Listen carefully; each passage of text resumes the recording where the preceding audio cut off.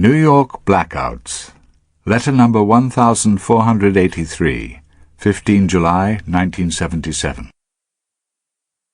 On an evening in November 1965, I was sitting in a hotel room in Chicago, placidly watching the telly, when the program was interrupted by an announcer begging us to stand by for a news flash. In the vocabulary of the reporter, a flash bears about the same relation to a bulletin as an earthquake to a rainstorm. And to television executives, the word flash coming over the tickers in the newsroom is about as painful an assault on their bank book as a notice of bankruptcy, especially if it comes in mid-evening, a word you will never hear from the mouths of television managers or advertising men. From 8 to 10 p.m. is known to them as prime time.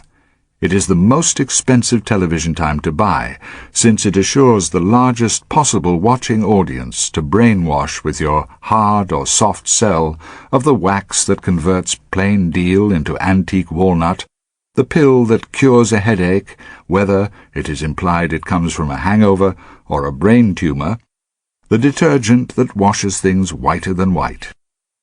All these enticing appeals to our stupidity may be a joke to some of us, but when they're interrupted or cancelled, they're no joke to the men who pay as much as $100,000 for a 1-minute commercial in prime time, or to the network executive who has to decide in a flash that a flash, so-called to the news tickers, warrants breaking into and breaking up a program and its accompanying commercials. It was a flash that came at us just before 6 p.m. on the radio on the 12th of April, 1945, to announce that Franklin Roosevelt had dropped dead in Georgia. It was a flash that obliterated the early afternoon television programs on the 22nd of November, 1963, and announced the shooting of President Kennedy. And both times, no regular programs at all were shown until the dead presidents were buried. Naturally, the networks have to make compensation for the monies paid into them. It is, of course, tasteless to mention this at the time of such a national disaster, but the thought does cross the minds of the men in charge. Well, on that November evening, 11.5 years ago, the flash coming over the line in Chicago was one that concerned the whole country only at intervals in the regular television programming.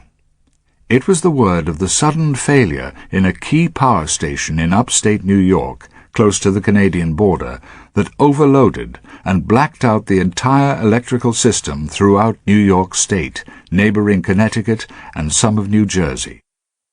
Very soon after the flash came in, we were able to see the New York blackout televised for the benefit of comfortable viewers in other parts of the country, and I've wondered ever since how they managed first to get the pictures, and second, how they transmitted them over dead wires.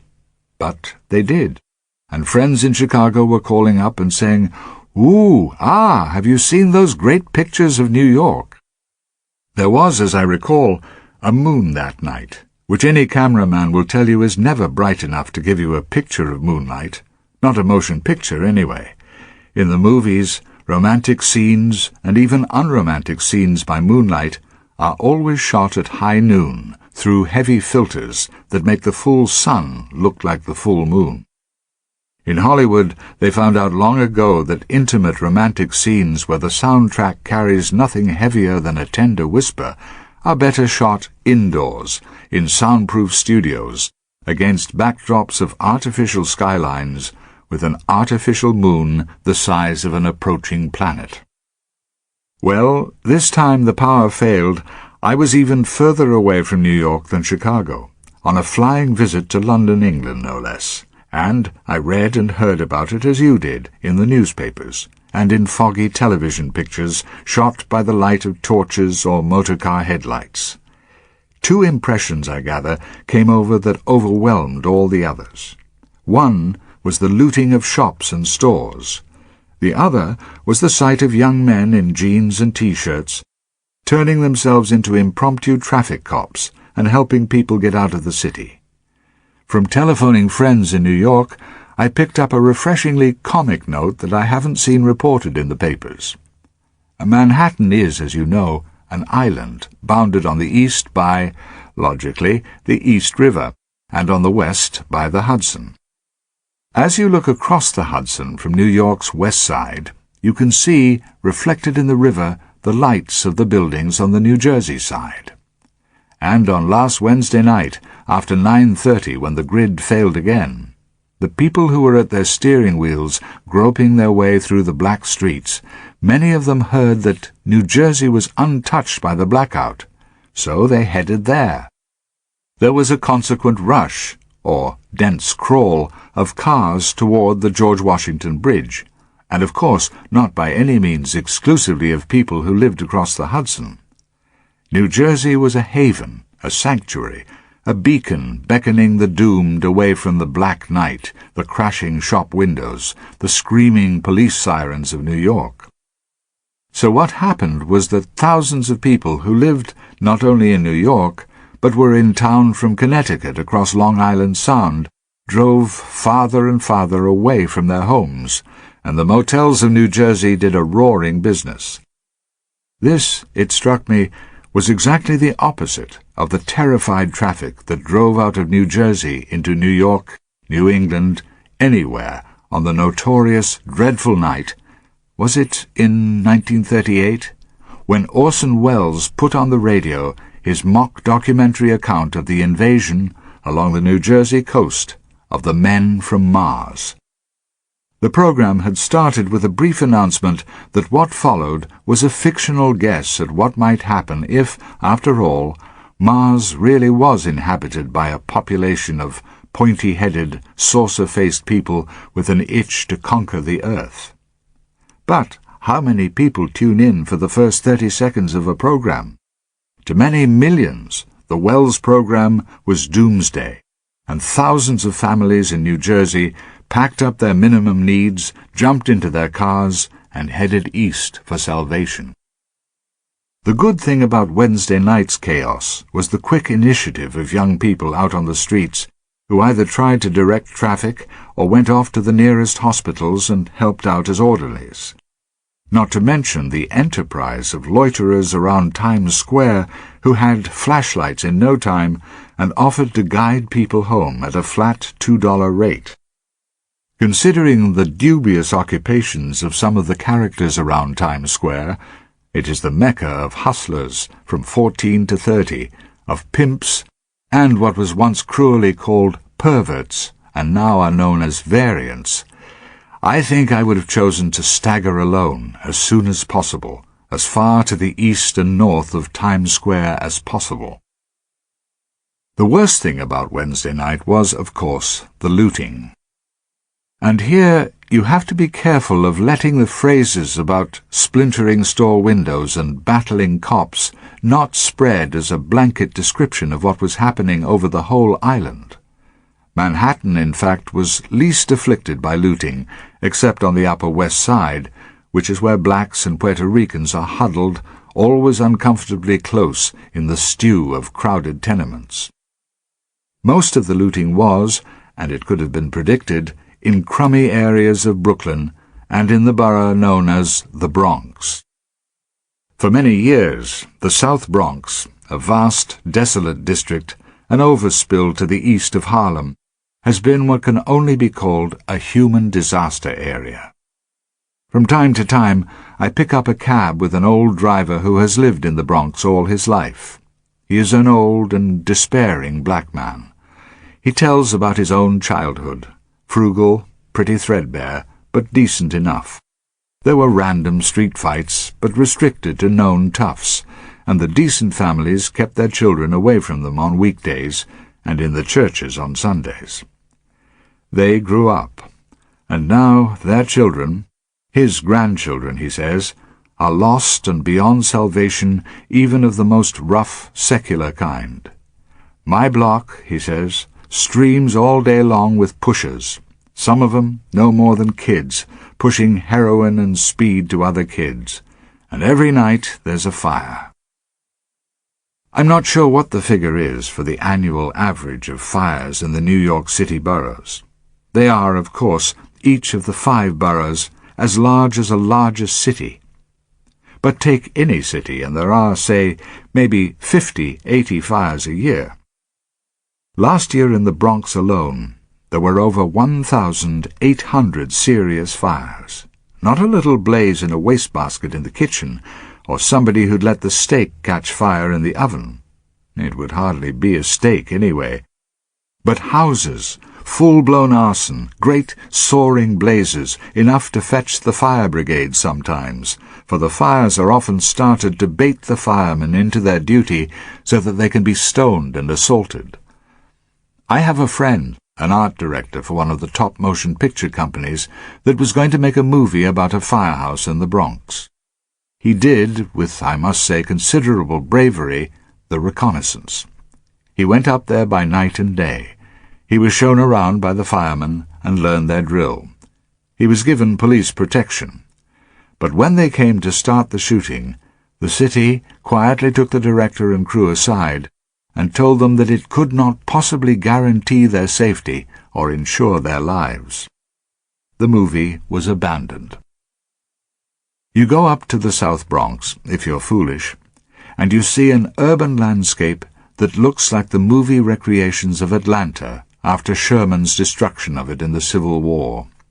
In fact, you could say without exaggeration that a self-contained civil war has been going on in the Bronx for several years now. Every morning there's another gutted building. Every dawn the whine of an ambulance. And amazingly, every noon there are trucks and vans making deliveries to stores that push back the iron grills and do business throughout the day. From time to time, very often in fact, you read of another grocer or liquor store dealer or television dealer who has been shot and robbed. On last Wednesday night, the street people moved in en masse and took, as one man said, what they have a right to have. Food and liquor and jewels and bedding, and always stereo equipment and television sets. All the photographs I've seen, and they've been the same 3 or 4 pictures in different papers, are of looting in the Bronx or Brooklyn. You can live in Manhattan, you can live in Brooklyn Heights, a prosperous and architecturally charming part of the city, and never see or guess or dream of what life is like a mile away. I myself live in a comfortable, high Fifth Avenue apartment that is only 3 streets south and 2 west of Puerto Ricans sleeping 8 in a room. And 10 blocks north of me, still on Fifth Avenue, are whole lines of shops whose fronts have been blasted or burnt out, and the corners are draped with young blacks who have never had a job and never will. The New York blackout is evidently going to lead to an inquiry into the hazards of the very dicey power system that feeds New York City. Let's hope, too, that the ill wind, the thunderbolt that did the damage, blew some good in making the mayor in the first place, and President Carter in the second, think about the crying need to do something radical about houses, jobs, education, and the salvaging of a whole generation of young blacks in the jungles of Brooklyn and Harlem and the South Bronx. 3 Mile Island. Letter number 1573, 6 April 1979. Who would want to be a politician, a president, or a prime minister? No sooner does Mr. Carter get a very much needed boost in the opinion polls by his triumphs in the Middle East than the nuclear reactor in Pennsylvania develops a hydrogen bubble, the temperature inside the container goes out of sight, and the federal government begins to think of evacuating 1 million people, including the population of Harrisburg, which is the capital of Pennsylvania. I hasten to say 2 things. First, the situation seems to be safe, if not yet under absolute control. By the time some listeners hear this, the reactor may have cooled and threatens no harm to anybody ever again. The chief of the government's Nuclear Regulatory Commission says all is going well, but he cannot say the emergency is over till the high temperatures have fallen off. The second thing is that I know no more than any of you about the significance of hydrogen bubbles in nuclear reactors.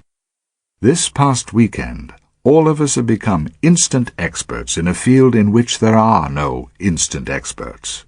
So I don't want anybody to feel that I'm more qualified than the next man to assess the dangers of radiation or the efficiency or inefficiency of this nuclear reactor design. What I can do is to feel and report the pulse of popular prejudice one way and the other, and to pass on some well-grounded facts about what is likely to happen now to the standing of nuclear energy in the United States. I notice that, whether qualified or not, simply everybody has an opinion about the accident at 3 Mile Island. The very name, which none of us had ever heard before, will pass into the public memory, along with such other names as Little Rock, Dallas, and Chappaquiddick. There have been some very good programs on television of two sorts.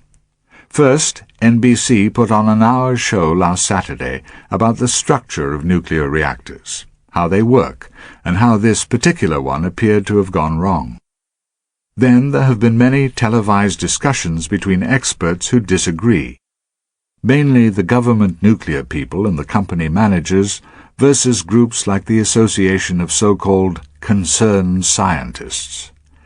Unfortunately for you and me, these debates or discussions got better and better the more complicated they became. It is, in a word, an immensely complex subject, and the ordinary doctor, or physicist for that matter, is no better equipped to give a judgment than the ordinary grocer or farmer. But, as I say, this fact doesn't stop lawyers, farmers, journalists, actresses, and jockeys from airing strong and dogmatic opinions. And I've noticed, from my hearing and reading, that practically nobody switches sides. In other words, the people who are against nuclear reactors on principle, or I suppose I should say on instinct, feel that their fears have been justified. The scientists who are for it go on saying that nuclear power has to be, but we have to go back to square one, learn more about the behavior of nuclear reactors, and then devise stricter safety standards. The government is shaken. I mean the government nuclear experts. They admit that they had never anticipated this sort of accident, that it was for a time out of control and extremely dangerous if the container walls had given way and spewed radioactive matter into the atmosphere. And the last word we had before this broadcast was that the power plant would have to be decontaminated and overhauled before it could be put to work again, and that this process will take at least 2 years, and maybe 4. When the first scare was reported, anti-nuclear demonstrators, especially people who lived near other nuclear plants in other parts of the country, began parades urging the closing down of the neighboring plant. Protesters in Northern California kept it up for a couple of days and nights till Mr. Edmund Jerry Brown, the governor of California, ordered one plant of the same design as that at 3 Mile Island to be closed. The governors have the power to do that. What is not arguable is that the whole nuclear power industry in the United States has suffered a shattering setback. The government simply arrested all plans for new construction, if only because the government recognizes the enormous force of public opinion. And, of course, so do the architects, the corporation presidents, the nuclear researchers, everybody who is in the business of building nuclear power plants and operating them.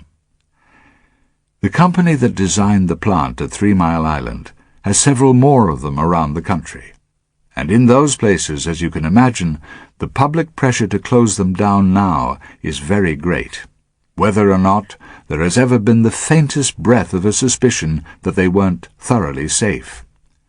When all of the technical instruction that television and the newspapers have been feeding us has been forgotten, the public will remember that at 3 Mile Island The radioactivity behind the 4-foot-thick walls of the concrete container was measured at 100 times the lethal dose.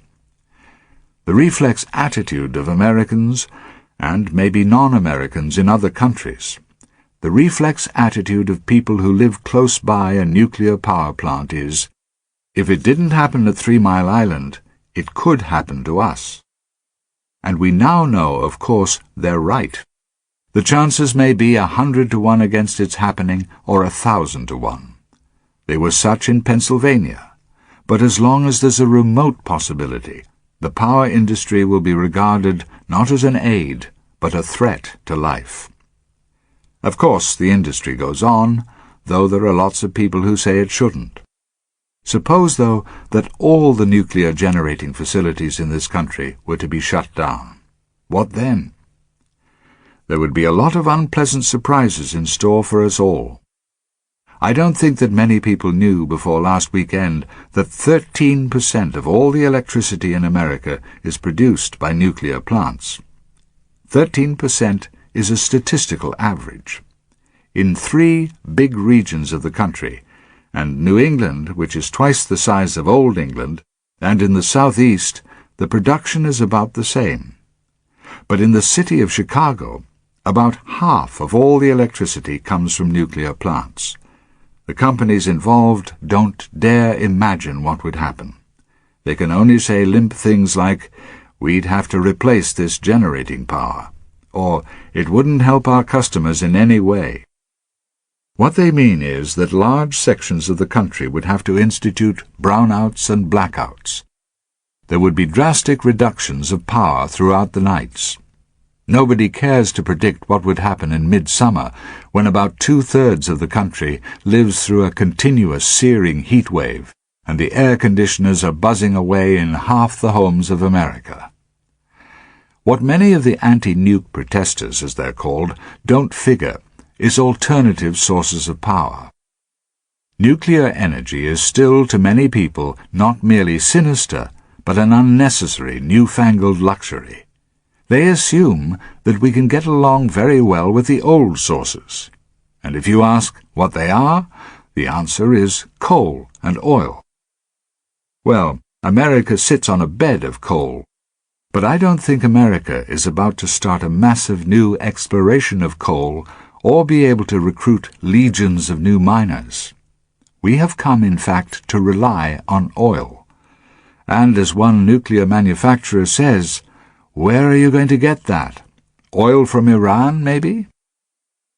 So the accident came at an embarrassing, bad time, when the United States can no longer expect to import the oil it needs, not since the oil-producing states organized OPEC.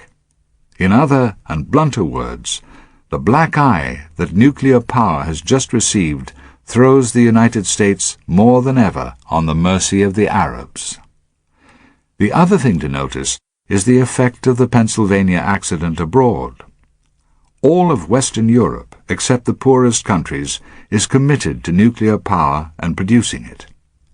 On the same day that the Long Island Lighting Company's request to build 2 nuclear generating plants was suspended indefinitely by a New York State Commission, the Atomic Energy Inspection Board of Sweden shut down 2 plants to repair leaking cooling systems that, I believe, nobody on the outside had known about.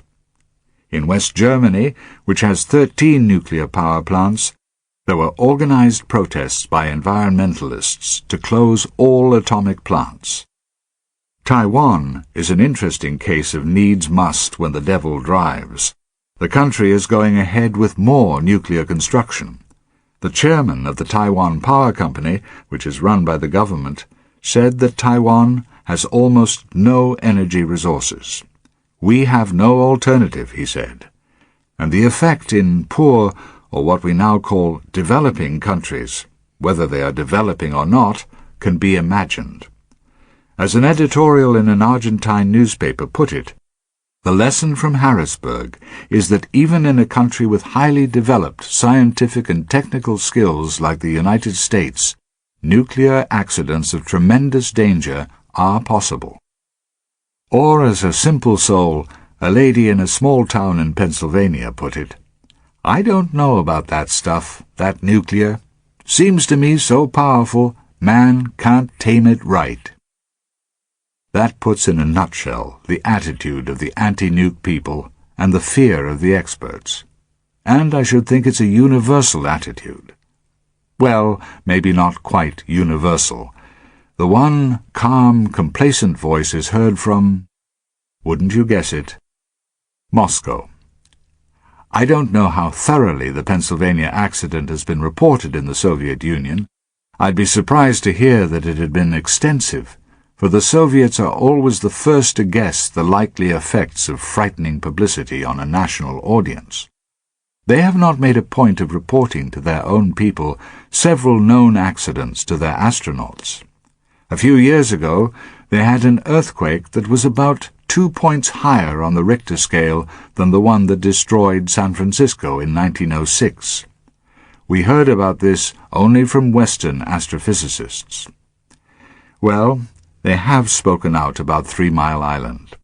The Deputy Minister of Electricity was interviewed by the national paper called Truth. "The truth is," he said, "that such accidents were likely to happen because of the slipshod attitude that exists where, as in this case, private interests are of paramount importance."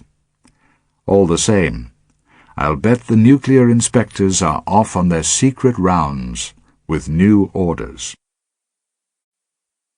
Why Iran Took the Hostages. Letter number 1606, 23 November 1979. One of the 2 most influential American news magazines came out this week with a picture on its cover of the American bald eagle, the symbol of American power, with his feathers dropping off him like autumn leaves. Printed boldly on one wing was the title of the cover story. Has America Lost Its Clout? The definition of clout that the Oxford Dictionary has recently added says, noun, colloquial, influence, power of effective action, especially in politics. So Newsweek puts the resounding question, has America lost its clout? The feature piece is a historical survey that laments how, in recent years, the United States has suffered a series of blows to its power of effective action. How we have seen Soviet and Cuban forces marching unhindered across large parts of Africa, staunch if unsavory friends falling from power in places like Nicaragua and Iran have watched oil sheikhs raising their prices recklessly, to make us realize in pain that, for the first time in American history, the United States is dependent on foreigners for a vital resource. Americans, it goes on, have seen their dollar plummet in value and their standard of living drop below that of countries as diverse as Sweden and Kuwait, and they have seen their armed forces, which once held a nuclear monopoly, struggle to maintain something called parity. Such a piece could have been written at any time in the past year or two that the magazine's editors were short of a rousing editorial. But I don't think it would have appeared now, or the question be put with quite such urgency, if it had not been for the uniquely frustrating crisis in Iran. The seizure and holding by the Ayatollah Khomeini of the American embassy hostages in reprisal for letting the deposed Shah come to New York for medical treatment. A recent comment by an American who was for a long time an expert in wielding the power of effective action takes on a special poignancy as we look at the paradox of what somebody has called the power of the impotent Ayatollah and the impotence of the powerful United States. Dr. Henry Kissinger, who has been much in the news after the publication of a huge volume of memoirs, sighed almost a year ago, "If we think back to the Cuban Missile Crisis of 1962, which all the policymakers of the time were viewing with a consciousness of approaching Armageddon, one is almost seized with nostalgia for the ease of their decisions. At the time, the Soviet Union had about 70 long-range missiles that took 10 hours to fuel, which was longer than it would take our aeroplanes to get to the Soviet Union from forward bases. At that time, Dr. Kissinger figures, the United States had about 2,000 nuclear warheads. The implication of his nostalgic sigh is that we never need have trembled on that frightful October weekend of 1962. Mr. Richard Helms, the former director of the CIA, has come out with a memoir that challenges its readers to find an effective substitute for presidential clout, once you emasculate the CIA, the intelligence services, and their power of wielding secret power. Once a nation's intelligence services denied the use of this power, says Mr. Helms, there is nothing between landing the Marines and diplomacy. Well, it does seem as if the Marines, for the rest of their foreseeable history, short of a declared war, will have to content themselves with battle exercises on the home ground. President Eisenhower's dispatch of them into Lebanon in 1958 to protect an elected government from overthrow by Syrians would appear to be the last of their emergency overseas exploits, which started when they sailed off to protect American shipping from the Barbary pirates in Jefferson's time. I'm pretty sure that many Americans, picking up this current issue of Newsweek at a newsstand, will instinctively translate the title, "Has America Lost Its Clout?" into a growl which they know is ridiculous. Why don't we send in the Marines? We know it can't be done any more. And in the knowledge, presidential candidates who are now out on the stump didn't offer a whimper of criticism against President Carter. They did, slam into him for something vague and stirring, a lack of leadership. But since they too couldn't think of anything drastic or heroic to do with the Iranians, they kept their trap shut.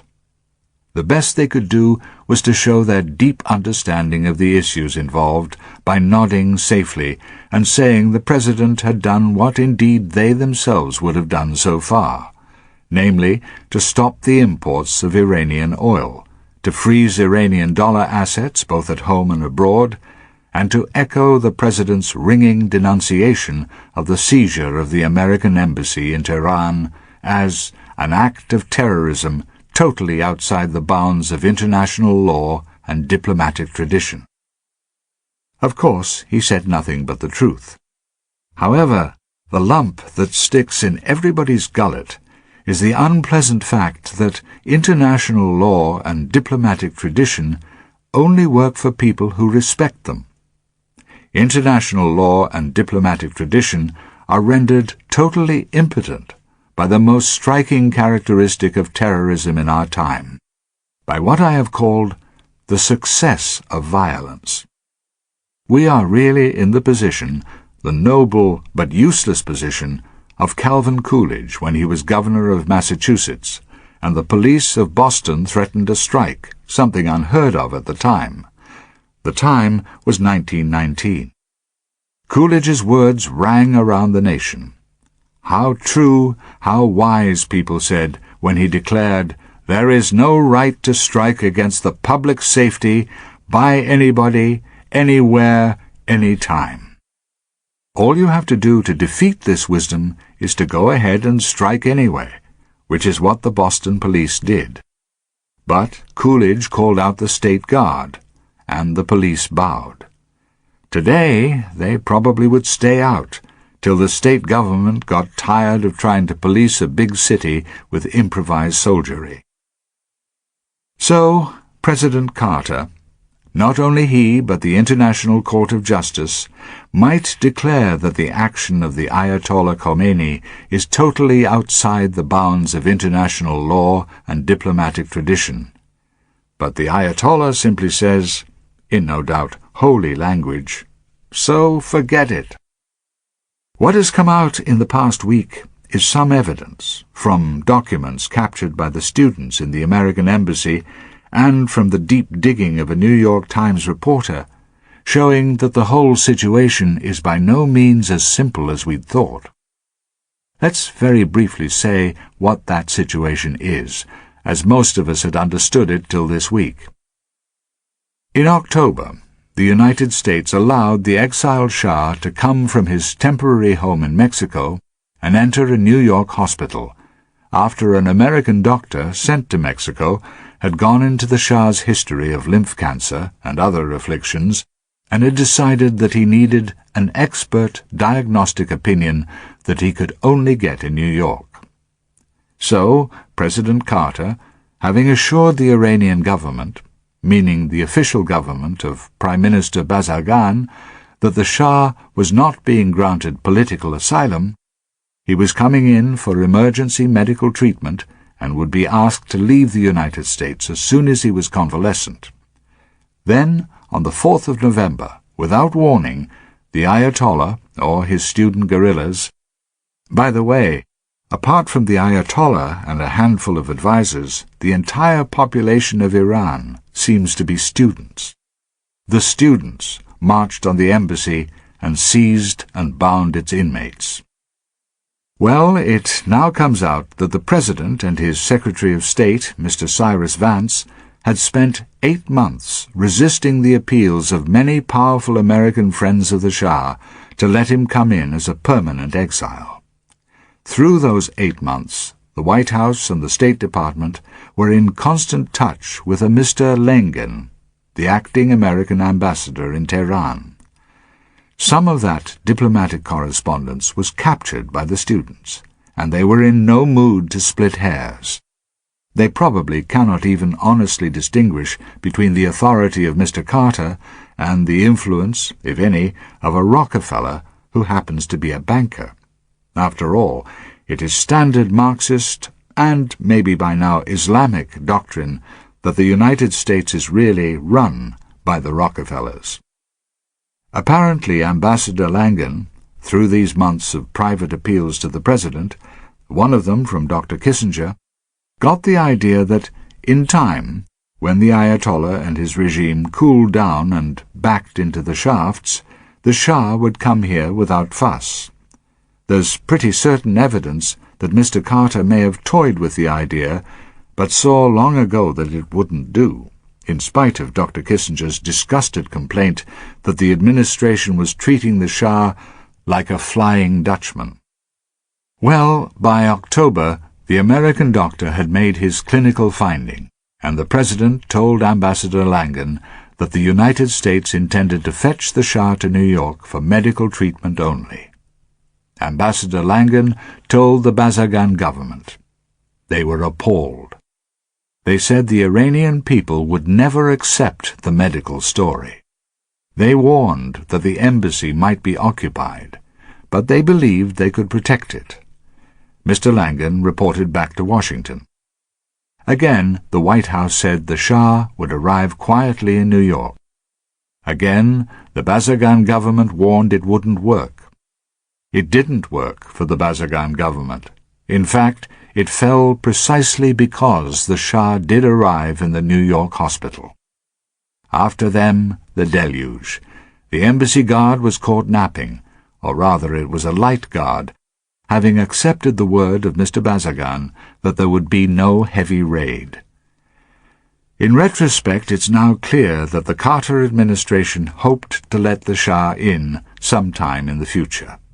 At the same time, it resisted the urgent appeals of the Rockefellers and Kissingers and others to let him in now. The medical reason was not a pretext to rush the invitation. It was a genuine, compassionate cause, and Mr. Carter thought it would be seen and respected as such. Even so, Mr. Carter was dubious all along. At one staff meeting, at least a month before we ever heard of the Shah's illness, the President said to one of his aides, "And when the Iranians take our people in Tehran hostage, what will you advise me then?" The silence of the presidential candidates now on the stump is explained by the fact that once a candidate, you are privy to such presidential secrets. They knew about the pressure to fetch the Shah here. Some of them were all for it, Now they must wake up at night and shudder at Mr. Carter's forlorn question, and go back to sleep thanking the Lord that they are not yet in the White House they so long to inhabit. 1980 to 1989. During the 1980s, my husband and I made fewer family trips to New York than we had in the past. 5 children, whose ages ranged from 13 down to 1, were not easily absorbed into my parents' pretty elegant apartment. Antique pillbox collections flew from side tables, the prized Paduke chess was beaten with a mixing spoon, and the 6:30 news hour was for the children no reason to quit practicing the trumpet or playing hide-and-seek. Our solution was to take a few kids at a time, and this worked well. Daddy even enjoyed indulging them with visits to the Sesame Street set and tea at the Plaza. He had more time during the 80s to explore a variety of creative projects, so he took what might appear to be more risks. In particular, he threw himself completely into 2 film projects that sadly never saw the dark of a theater or the glow of a television screen. The first was a history of golf called The Marvelous Mania, a history of the Scottish torture, and it was, apparently, just that. Torturous. That it was never aired may well have been a blessing. But if its demise was a good thing, the death of the second film was apparently tragic. Until he died, Daddy would maintain that the film he did about Mark Twain was the best thing he had ever done. Better than America, better than anything. Sadly, the only copy was lost, and the disappointment over the failure of these 2 projects made him swear off any more film projects. No more films, he would say. If the 1970s were blossoming years for my father, the 1980s were full bloom. He felt a rising sense of accomplishment, perhaps even a bit of the entitlement that comes with advancing age and having proved oneself in the trenches. He felt free to do what he wanted and free to turn down any offers, projects, or engagements that did not interest him. He and my mother traveled regularly to London and San Francisco, 2 cities that were second homes for them, originally because my sister lived, and still does, in England, and my brother in California. The friends they had in both cities were legion, and while Daddy worked and golfed, Mother painted. The thing about full bloom, however, is that we often don't recognize it until the first petal has fallen. Several small petals began to fall in Daddy's life, though they were almost imperceptible at the time. Only those close to him would have sensed a slight shift in the wind, a turning of the tide. Surely the failure of the film projects disappointed him, but he took it remarkably well, casting his eye to the future and forgetting what was past. What he could not ignore was his failing knee. It caused him considerable pain and hampered his ability to do the things he loved most, like play golf. What warred his spirit, however, was the death of so many of his dear friends. Not only were they gone, but he was expected to, and did, deliver their eulogies. As a minister, I know the toll this can take. One must revisit and love all that has been lost, and each eulogy is a clenched fist around the heart. For the first time, I was keenly aware that he was depressed. Finally, after a chain of funerals, my mother and I sat him down in his study and simply laid down the law. No more eulogies, period. He sat in his red leather chair, raised his eyebrows, turned his palms up in resignation, a bit of the "what's a man to do" attitude, and said with a marked sigh of relief, "Okay." Another petal that floated to the ground was his increasingly stubborn stance on all matters that even hinted of being politically correct, PC. He loathed the term, society's inclination to police thought, and the suggestion that he was, on more than one occasion, on the wrong side of the fence. That may not be entirely true. I think he actually relished his counterculture stance and delighted in taking on the establishment. In the 80s and 90s, as the United States struggled with becoming more tolerant of diversity of all kinds, he took a public position that brought him some heat. He was a champion of the English First movement, whose goals were to make English America's official language and eliminate costly and ineffective multilingual policies. He tended to overlook the implications of this last goal in favor of championing one of his great loves, the English language. Of all social, political, and cultural changes that occurred in America in his lifetime, he was most out of sync with feminism. Religious and racial inequities were clearly wrong and unjust, but the business between men and women was deliciously more complicated. He relished its complexity and confounding allure. Let me say straight out, he adored women. He wanted to love them, joke with them, admire them, tease them, and play with them. But because of his generation and background, it was more difficult for him to accept immediately their intellectual and educated equality. Nevertheless, he had countless professional relationships with women whom he greatly admired, respected, and on whom he depended. But this was secretly just a bit of a delightful surprise to him, and feeling that he had discovered these gems, he became their greatest fan. His growing dependency on the women around him was both touching and exasperating. If my mother did not return from a movie date or a luncheon when he thought she should, he worked himself into a lather of worry, pacing the apartment a hair away from summoning the police. There was an occasion much later in his life when one summer our daughter Eliza, who was in her 20s at the time, lived with him in the apartment while she worked in Manhattan and my mother was at Nassau Point. She was late getting home one night, and Daddy called me in a frantic state after midnight to report that she was missing. I assured him that she would be home soon and tried to soothe his panic. He would not be talked down from his worry or implied reproof. He put on his overcoat, plopped his hat on his head, and went down into the lobby to wait for her. When she walked in at 1 a.m., he was sitting next to the doorman, his head in his hands, looking terrible. Increasingly, he gained comfort from predictability and constancy, certainly not an uncommon trait of advancing years. His growing appreciation for routine and security was, however, a change from his previously fast-paced and often spontaneous approach to both work and play, and it took some getting used to for all around him. A Fiasco in the Desert. Letter number 1628, 25 April 1980. Since time began, every general has known that if a daring military adventure succeeds, it is brilliant, and if it fails, it is an outrage. President Carter is going to have to live for some time with this bitter knowledge. 3 times in his melancholy apology on Friday morning, he said that the responsibility was his alone.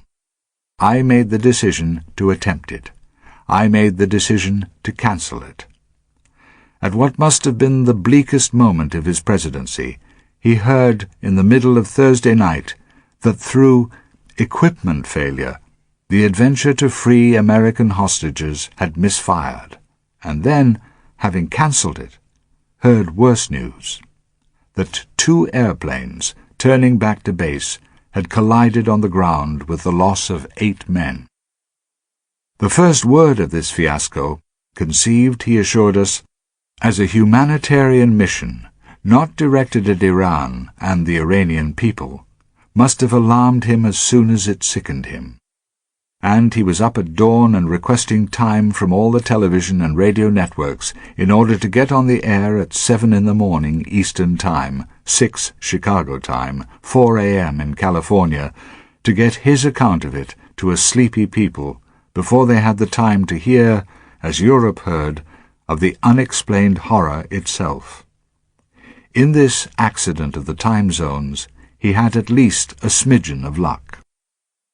We must first ask ourselves what the President didn't tell us, why he conceived the plan, and why he decided to do it just at this difficult time when the Allies, rousing themselves to back his plan for the economic sanctions against Iran, were suddenly alarmed at the possibility of an immense upheaval in the Middle East and the chance of a Soviet-American war if the President were to attempt any military move at all.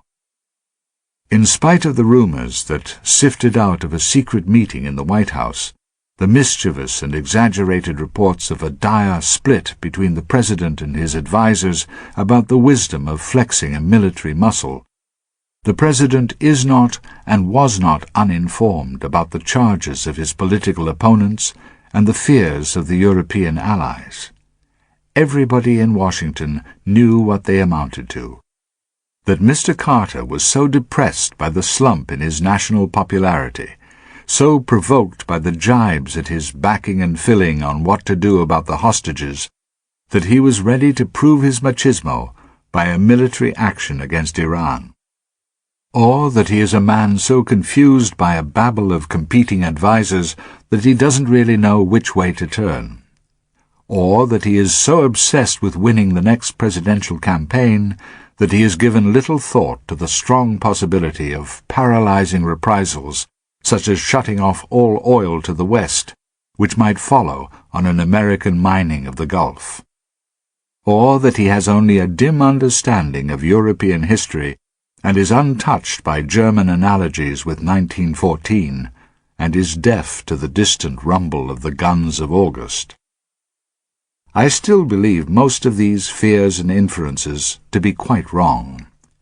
Every morning, shortly after 6, he receives the overnight cables, which include not only the latest word from Tehran and Saudi Arabia and Afghanistan and London and Tokyo, and what the Chase National Bank is doing to its prime interest rate, but also digests of the foreign press, including what the editor of Die Zeit has been writing, as well as the deputy editor of Le Monde. For now, and maybe for some time to come, we can only guess at what was on his mind when he gave the signal for the rescue operation to begin. Two things occur to me. One is the recollection of President Kennedy's initiative in 1961 to sanction and mount an invasion of Cuba at the Bay of Pigs. The adventure was a total disaster, but the public response to it contradicts the maxim with which I began this talk, that a successful act of daring is a triumph, and a failed one is remembered as an outrage. President Kennedy, too, openly admitted that the responsibility was his alone. The result? His standing in the polls went soaring. The second thought is one with which Mr. Carter must have been thoroughly familiar.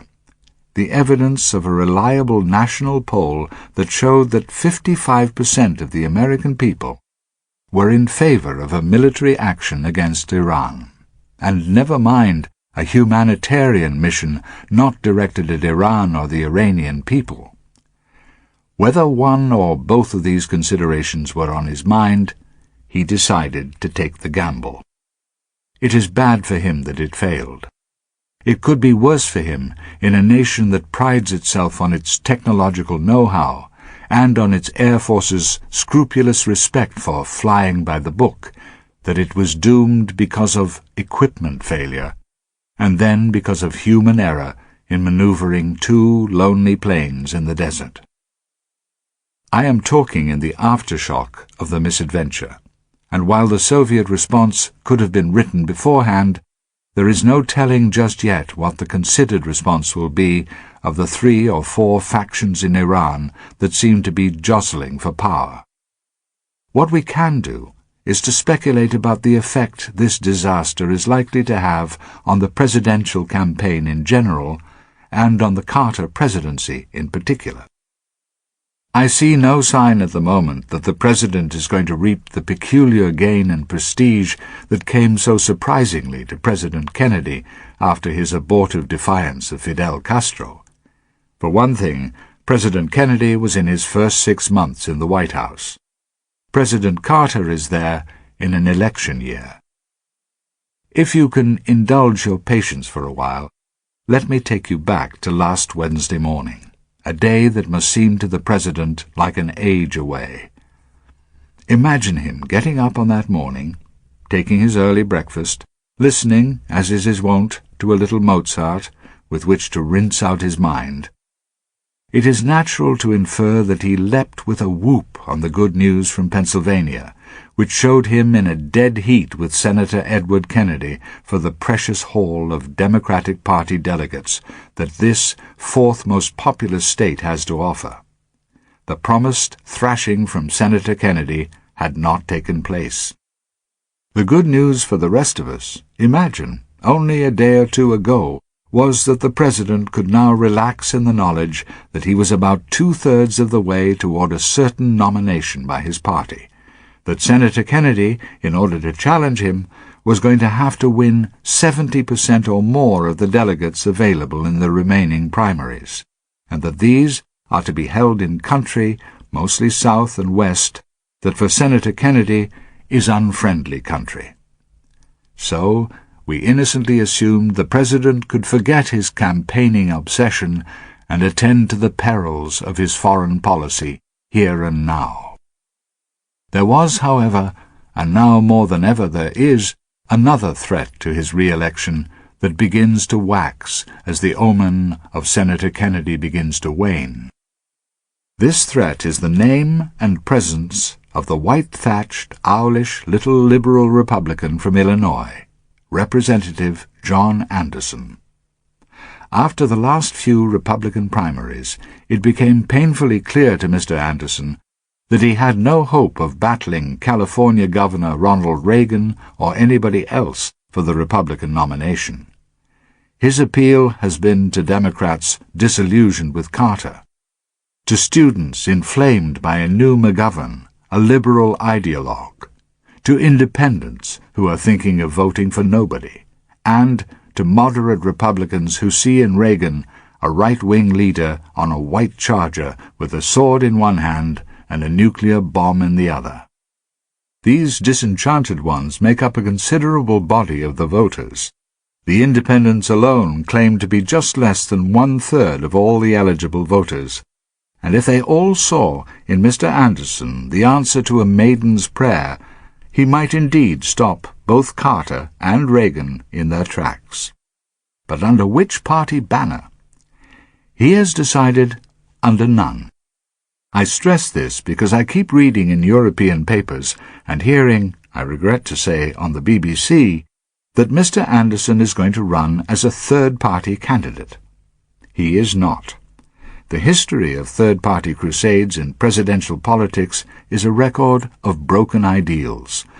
A third-party candidate, even one so popular and powerful as Theodore Roosevelt, emerges not as a realistic choice for president, but as a spoiler who manages to take enough votes away from his old party's regular nominee to throw the election to the opposition, which was what Roosevelt managed to do for Woodrow Wilson. So Mr. Anderson is not, like Robert M. La Follette or Henry Wallace, starting a progressive party, or an American party, or a conservative party. He will run as an independent. It is very late for him to get on the ballot in some states, too late in others. As a maverick, outside of a registered party, he is not eligible for federal campaign funds. He will have to hope for a legion of admirers, ready to put down the maximum allowed contribution of $1,000 each. He has considered all this, and appears to have yielded to the tempting prospect of taking so many votes from Reagan and Carter that neither of them would have a majority of electoral votes to win. The tally of popular votes, the totals of all the people who vote, is not in question. It is possible. It happened with Wilson and Truman. They each got less than a majority of the popular vote, but each of them got their majorities in states that had altogether a majority of electoral votes. So they went into the White House as what are known as minority presidents. Suppose, then, that Mr. Anderson succeeded, and the Iranian rescue disaster quickens the possibility in leaving neither Carter nor Reagan, or whoever the Democratic and Republican nominees are to be, with enough electoral votes to establish a clear majority. What happens then? Under the Constitution, the election would then be decided in a vote of the House of Representatives. This has happened once. In 1824, there were 4 runners.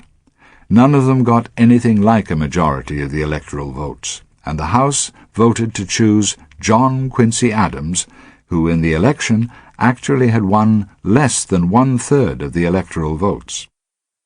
Mr. Anderson had better start hoping that there will be 1 or 2 other attractive men to run on other tickets, or, like him, to run on no party ticket at all.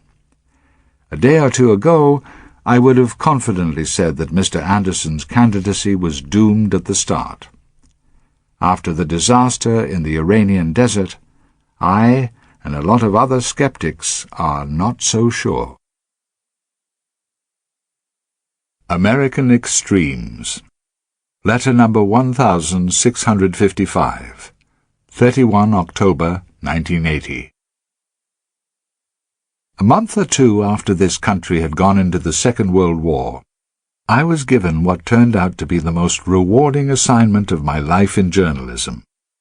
It was to roam around the whole country, driving alone on retread tires at the prescribed speed limit of 35 miles an hour, to see and say what the war was doing to every part of the country and every sort of American. It was a surprising education in many things, not least in the obvious truth, though it's obvious only when you come on it, that every state and city believed it was playing a crucial part in the war effort. Not only that, but in every specialty, from a manufacturer of parachutes made from long stapled cotton in Arizona to a raddled little tattooist in San Diego, California, everyone was eager to explain that the war might turn on his trade. Without parachutes, there might be no invasion of Europe. Without the ever-present reminder on the chest or the forearm of Mum or the girlfriend, the morale of the Pacific Fleet might slump. One night in New Orleans, where I had been looking at shipyards and sugarcane and the welding of 5-ply paper into airplane wings, I fell in with some young people in a bar. The men were either in uniform or about to be drafted. Their girlfriends were working in war factories. All that I remember of the evening now was that 2 of the men, the sons of immigrants, jeered at some of the advisers President Roosevelt had recruited from the universities as professors, and all of them, talking about an election for the Senate that was then impending, dismissed the 3 competing candidates as all equally corrupt. This was a shock to me then, and I recall writing that if the American immigrant comes to lose his traditional respect for the educated man or woman, and if the young of America came to be cynical about government, then America would be in deep trouble. I think deep trouble was just coming in as a vogue word, what we now call a buzzword, and I used it sparingly ever afterward.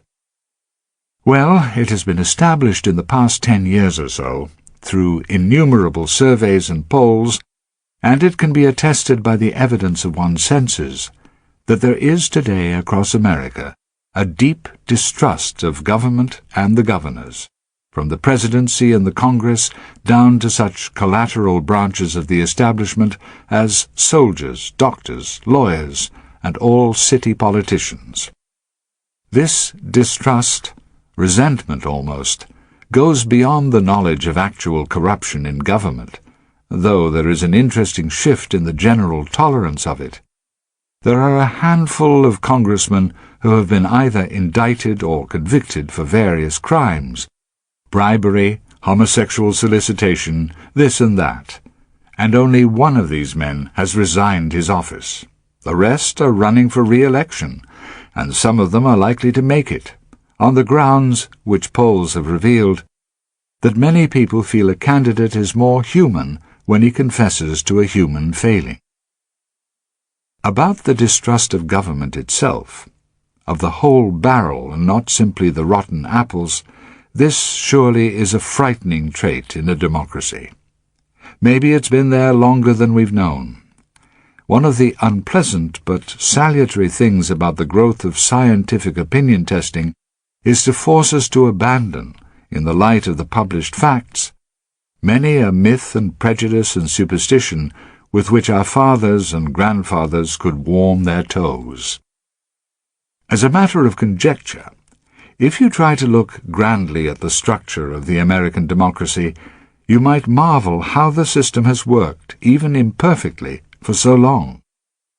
This is a continental democracy, the only one, 3,000 miles wide and 4,000 miles long, with 50 state governments having powers that would amaze, say, the counties of England, not to mention the United Kingdoms of Wales and Scotland. They have not quite absolute powers over such things as education, banking, divorce, highways, housing, and liquor, but every state has its own written constitution, including its own criminal code.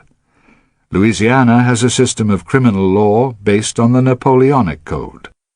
California and other states of the Southwest cling to their Spanish heritage in its provision in divorce settlements of a community property law, whereby anybody getting a divorce can claim 1/2 of the mate's real property. Several other states have adopted this as a matter of equity. Yet, forgetting now the political structure of the country, and just looking at what happens day in and day out, here and there across this vast nation, I find myself after all these years constantly amazed at the extent of corruption and the extent of people's goodness. You consider, and shudder when you do, that the ports of the eastern seaboard, from Boston to New Orleans, appear for all practical purposes to be owned by organized crime, so that it is difficult to unload grain or metals or bananas without kicking back to the lords of the waterfront. And then, bang up against such a revelation, in a special television news segment, you see and realize the innumerable, modest, hard-working families, people in New England, in the Midwest, the desert, the rural South, who have gladly adopted 2 or 3 Vietnamese refugee children to add to the struggle with their own families. You look at such extremes, and you can see either a nation bowed down by vice or buoyed up by generosity, sapped by cunning crooks or uplifted by unflagging civic feeling. I wonder in how many other countries are hospitals kept going by the community chest, by taking the hat round from door to door. What other country, I am asking, not putting a rhetorical question, what other country maintains a national television network that carries no commercial advertisements because millions of people voluntarily subscribe $15 or $30 or $50 or $100 a year? I look at these conflicts and extremes, which are everywhere, and when I find myself despairing about the fate of this noble experiment in actually inventing a nation, then, once every 4 years for the past 40 or more, I have heard myself saying, and yet, they manage in the presidential election years to put up 2 remarkable men.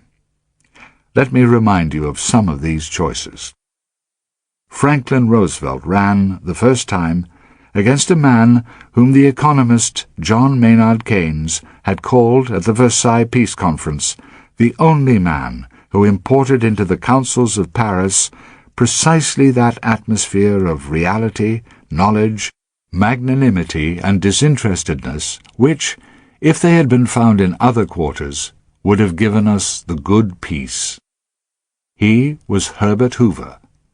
But since he was in the White House when Wall Street crashed, he was thrown out. Against Roosevelt the next time was the governor of Kansas, a hardy, self-reliant man of the prairie, Alfred Landon. who now, in his 90s, has turned into a self-reliant radical. Then we had the choice of Roosevelt or Wendell Willkie, another Midwesterner of great charm and driving eloquence. And the fourth time, Roosevelt faced a lawyer able enough and honorable enough to become, in his 30s, New York's special prosecutor of rackets, Thomas Dewey, a man who broke, for the time being anyway, the organized traffic in drugs, prostitution, and the so-called protection rackets. He went on to become a first-rate administrator as governor of New York. But he wasn't good enough at the polls to defeat Roosevelt once he had established his imperial image as the great war leader and close colleague of Winston Churchill. Nor was Governor Dewey able to survive the 1948 election against the famous failed haberdasher who turned into the decisive and spunky Harry Truman. After him came the hero of the Second World War, General Dwight D. Eisenhower, the man whom Adlai Stevenson, his humane and civilized opponent, called George Washington on a white horse. And then we had John F. Kennedy against certainly one of the most intelligent senators of our time, who turned into the complicated riddle known as Richard M. Nixon. And after Nixon's first failure, we had Lyndon Johnson, a manipulator larger than life, who managed within 3 months of Kennedy's death to get through Congress over 90 bills that had lain shelved or ignored. Gerald Ford, as we all know, was an accident, the first appointed vice president after the shame of Spiro Agnew's resignation, and therefore, you might say, the first appointed president. And then, in 1976, I remember vividly watching this unknown man from Georgia accept the nomination for the Democratic Party in a speech of great simplicity and seeming honesty, which I thought had surely put an end once and for all to the usual performance, the manic grin, the spread-eagled arms, the thundering promise of the millennium in our time. Well, that simple, honest man has turned into Jimmy Carter, the extremely complicated man we know, or, what is a shock to realize after 3.5 years, the man we don't know. He seemed, way back then, like a miniature, blonde Lincoln. What he is now, I cannot tell you. Some people say he is above all a technician who absorbs the facts and arguments not of 2 sides to every question, but 16 sides.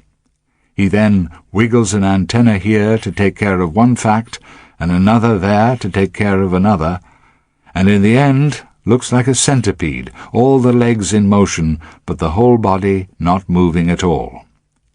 And against him we have Ronald Reagan, an affable young granddaddy who says he stripped California, the 7th largest economic nation on earth, of big government, lowered taxes, and gave the government back to the people. It is, however, in the record that he imposed 3 enormous tax rises and gave California its most thumping deficit in history. It's all a question of how you shuffle the figures. These two, as all the world knows, stood on the same platform for the first time and debated last Tuesday. Well, they didn't exactly debate. They strung together scores of campaign scripts. I doubt there was a spontaneous sentence in the whole 90 minutes. What, however, this performance did do was to reveal that, on a serious occasion and dressed in their Sunday suits, Mr. Carter is not the tongue-lashing meanie he's appeared in the campaign, and Mr. Reagan is not, as Mr. Carter has made out, Attila the Hun. From the way things are turning in the 9 big states with the most electoral votes, it seems to me that these comforting revelations may, this coming Tuesday, do more for Reagan than for Carter. John Lennon and the Handgun Laws. Letter number 1661, 12 December 1980. Last Monday night, just before we went to bed, the television networks interrupted or suspended their regular programs as they haven't done, to my recollection, since the assassination of President Kennedy. And for the rest of the night, and on Tuesday and Wednesday throughout most of the nightly news programs, Poland and the prime rate and the new recession were either forgotten or tacked on to the end of the overwhelming news story. The cameras roamed over silent crowds around an apartment building on Central Park West, and then on more crowds around the Lincoln Memorial in Washington, and out in Hawaii, and in London and Amsterdam and San Francisco and Tokyo. John Lennon was dead.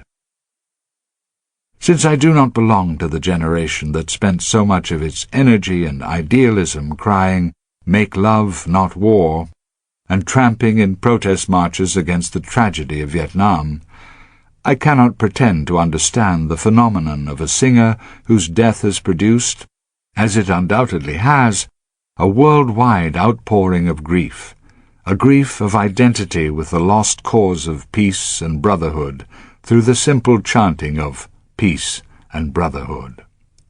But John Lennon's murder came on the heels of an equally senseless and casual murder, that of Dr. Michael Halberstam, a distinguished doctor and writer who one night last week walked into his home in Washington, tangled with a burglar, and was shot on the spot.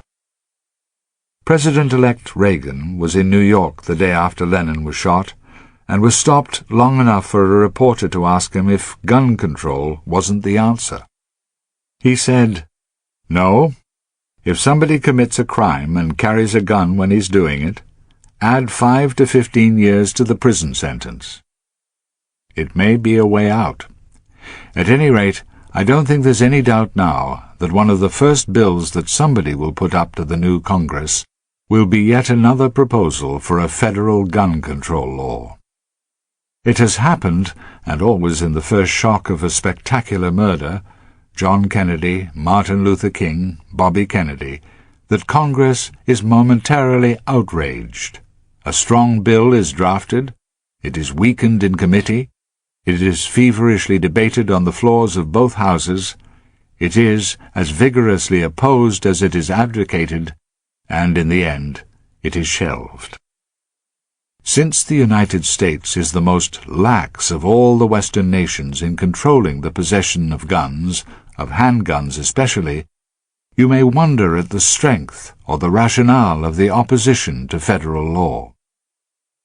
Well, first, throughout at least 2/3 of this country, everywhere in the South and the Southwest and all across the West, shooting, or hunting as it is called here, is an immensely popular sport among all classes. There is by now a huge and profitable gun industry, and the National Rifle Association is one of the most powerful lobbies in Washington. Its slogan or text is taken from the Second Amendment to the Constitution, which says, "The right of the people to keep and bear arms shall not be infringed." Many a good American parrots that line with a kind of wry fatalism, as if to say, "I don't know why it's there, but it is there, and we should respect it." What these patriots never point out, and rarely seem to know, is that the quotation is only the second part of the sentence. The first part gives the reason. In full it says, "A well-regulated militia being necessary to the security of a free state, the right of the people to keep and bear arms shall not be infringed." The prescription was written for a nation that did not yet have a standing army. It relied on a citizen's militia, to be made up of every male householder who could snatch the gun by his fireside whenever the call to duty came. The Founding Fathers thought only of that threat to the security of a free state. They were not thinking of individuals or of any right to shoot a pheasant or defend yourself against a burglar or mugger, let alone to go out and shoot a popular idol, whether a president or a singer. However, while there are otherwise intelligent citizens who like to hunt, and who, in passing, mumble about a constitutional right, They strongly support the National Rifle Association and its concern with rifles and their use in sport.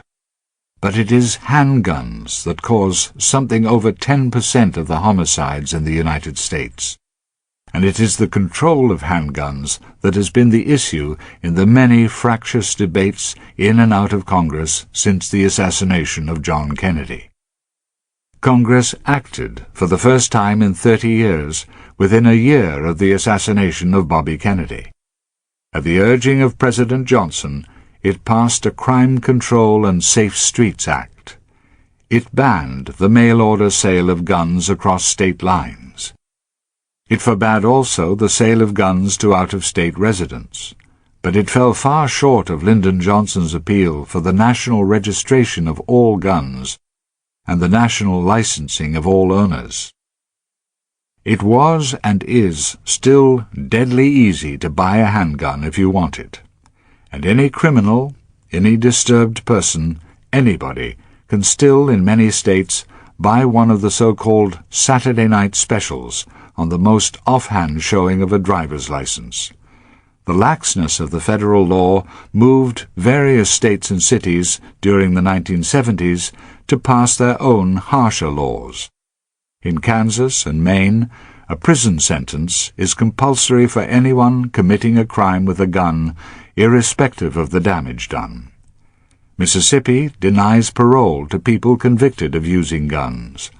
In Utah, the penalty for any use of a handgun is entirely at the judge's say-so. Among the city remedies, two are worth mentioning, since they have proved a striking decline in shootings. The city of Cleveland, after a police battle with an irregular Muslim sect, passed a bill banning the sale, under any circumstances, of cheap handguns, and required the registration of all others. Baltimore, Maryland, I think, can claim the most effective law, one that banned the private possession of handguns. The police department paid $50 for every gun turned in once the law was passed, and $100 for information leading to the arrest of possessors. I question whether one's own safety as an informer is worth only $100. But, as for the other provision, 7,000 handguns were turned in the first week. Baltimore maintains that there has been a dramatic drop in gun-related crimes. But the laws vary greatly in toughness and in enforcement. It is probably true that anybody who wants a gun hard enough can get one. And across the whole country there is a vast silent opposition to gun control from householders who believe their first duty is to protect their families. Like it or not, great numbers of Americans are closet vigilantes. Until this uncomfortable fact is recognized and exposed as a form of fear breeding fear, I don't think there is likely to be a national gun control law. President Reagan. Letter number 1667, 23 January 1981. The party's over now, and the 40th President of the United States puts on a working suit, leaves his bedroom every morning, and goes downstairs to work in the Oval Office, just as he did when he went to work in his father's grocery store, which was underneath his bedroom. He could look back on the best produced, the most word-perfect, the most elegant inaugural any of us can remember, and one which, to time the taking of the presidential oath with the hostages' planes taking off from Tehran, produced a dramatic coincidence beyond the most ingenious dreams of a Hollywood scriptwriter. The last person we should forget, amid the splendor of the scene, the ruffles and flourishes of the Marine Band, and the explosion of champagne corks, is Jimmy Carter, who, after 14 months of a daily grind of frustration and, at the end, 48 hours without sleep, was denied the supreme satisfaction of announcing the hostages' flight to freedom. He was robbed of it by only 25 minutes, a waiting interval contrived either by ill luck or by a final malicious stroke of the Iranians. nothing became his presidency like the leaving of it. In the sad, galling twilight of his administration, one newspaper man, a man from the deep South, who had put up for 4 years with unceasing cracks about peanuts and hillbillies, said, "Well, you all may have had a wonderful time kidding us about Dogpatch North, but I think you'll come to look back on it as preferable to Hollywood East." This was said in response to the mention that the Reagan inaugural, the big pre-inaugural concert, the fireworks display, the parties and balls, was going to cost $8 million, though it was hastily added that the money had been privately subscribed. It is true that many of us feared a riot of showbiz ostentation, beginning with the inauguration itself and going on to doing over the White House. And unrepentant Democrats, anticipating the worst in the coming months, were sniggering about an old MGM production of The Last Supper on the Titanic. I have to confess that I myself was caught in this shameful fear. I found myself, the night before the inauguration, looking up an old film review by the Dorothy Parker of film critics, one Cecilia Ager, an old lady now, but once the cinema's recording angel. 40 years or more ago, she wrote a review of Constance Bennett as the star of a Hollywood version of Somerset Maugham's Our Betters, and she had this to say: "Constance Bennett flings herself into the hoity-toity, snobsy-wobsy elegance of Our Betters like the prodigal hot-footing it home. Our Betters is terribly smart, violently upper class. Insistently it shrieks toniness, graduation from Hollywood aristocracy. Its houses have not only drawing rooms and boudoirs, they have libraries with books in them too. Some of its rooms are Empire, some Georgian. It even has a directoire foyer. Positively nothing is modernistic, that's how swell it is. Constance Bennett is presented at court and tops anybody their majesties have ever seen. That's how utterly ornamental she is. Every detail is so painstakingly indisputable, it sets up a positive nostalgia for the other side of the railroad tracks." After reading this again, and cringing before the coming blare of money and Hollywood high style, I was quite ready to write, "My nostalgia takes the form of thinking back to the inauguration of Thomas Jefferson, who scorned the dress uniforms and the military outriders of George Washington's precedent, thinking them as tending toward the luxury of monarchies, and away from the Republican simplicity. Feeling strongly about this, Jefferson dispensed with all processions, rode his horse up to the Capitol, tied it to a post himself, went in and gave his inaugural address, came out, mounted his horse, rode back to his boarding-house, and, finding the other residents already in the best places, sat at the lower end of the table and ate his supper." Well, the opportunity to express this self-righteousness was strikingly denied. The inaugural didn't turn out that way at all. First, somebody had the inspiration to stage the ceremony, for the first time, on the west portico of the Capitol. It has always been done on the east, which looks out on the long lines of streets relieved by a couple of leafy squares. But standing on the handsome stage constructed for the event, President Reagan looked down on the most beautiful and moving panorama in Washington, towards the vast green lawn of the Mall, to the piercing monolith of the Washington Monument, and on beyond the reflecting pool to the white columns of the Lincoln Memorial, and off to one side the white saucer dome of the Jefferson Memorial, and then the Potomac River, and up on the rising hill above the river the thousands of white markers of the Arlington National Cemetery, and the flicker of John Kennedy's perpetual flame, and on the horizon, where the sun was beginning to fall, the mansion that Robert E. Lee was compelled to leave to become the general of the Southern armies that fought the Union. I doubt that any country can offer in one unbroken view such a visual memoir of its greatest days and its saddest. The inaugural ceremony itself was as short as they ever come, a virtue rarely practiced in political ceremonies in this country, whether it's a nominating convention or a fundraising breakfast. Everybody appeared on cue. The weather was blessedly mild and bright after the ice age we've just come through. The Chief Justice administered the oath to the new Vice President, and then the no-nonsense "put your right hand on the Bible" for the new President. And he repeated the traditional oath, the only oath there has ever been. We then moved from one foot to the other and settled in for the usual 45 minutes of soaring or shouting or droning eloquence. Not at all.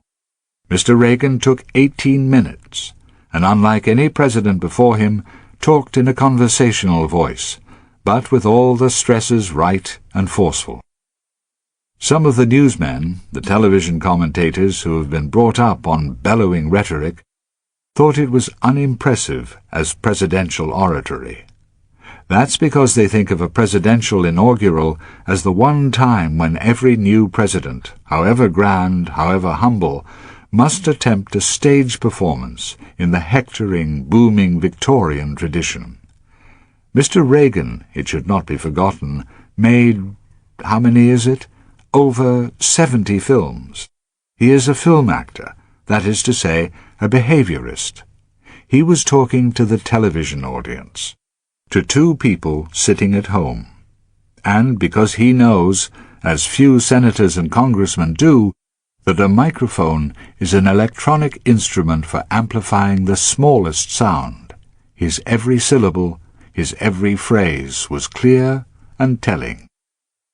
The only jarring note to me was a wry discrepancy between the substance of it and the first theme of the parson's prayer of invocation. President Reagan told Americans yet again that they are a great and unique people, destined to lead the free world. But the Reverend Mumor, the pastor of Mr. Reagan's church in Los Angeles, started in at once with an apocalyptic warning. "Gracious God," he began, "we need you today, perhaps more than we have ever needed you before. We have failed in our personal and our national lives. We have seen our world from our own selfish parochial point of view. We have acted as though everything depended on us. We confess our sin and seek your forgiveness." At that moment I didn't notice a wince on the faces of any of the new cabinet officers, and it must have been a great relief to their consciousnesses that the Reverend Mumor's brave and gutty prayer was not printed next day in any paper they were likely to put their hands on. Apart from President Reagan's opening vow to attack the economic ills he had promised to cure throughout the campaign, the main theme which he appears to believe with his heart and soul is that America can control its destiny. The belief was put in a nutshell years ago by Adlai Stevenson, who once said, "America is a country that can gag on a gnat, but swallow tigers whole." Reagan passionately believes, "It's time for us to realize," he said, "that we are too great a nation to limit ourselves to small dreams. We are not, as some would have us believe, doomed to an inevitable decline. I do not believe in a fate that will fall on us no matter what we do. I do believe in a fate that will fall on us if we do nothing." It is vague and stirring stuff, as inaugural addresses usually are, but he could speak it with confident force in the knowledge of his landslide. It is, no doubt about it, what most Americans want to believe. By Tuesday evening, most Americans, I should guess, were buoyed up by the splendid spectacle and in an understandable emotional ecstasy over the release of the hostages. The unmixed joy of all this was short-lived. Next day came the ugly news of the brutal mistreatment of many of the hostages, and Mr. Carter's hoarse and angry condemnation of it.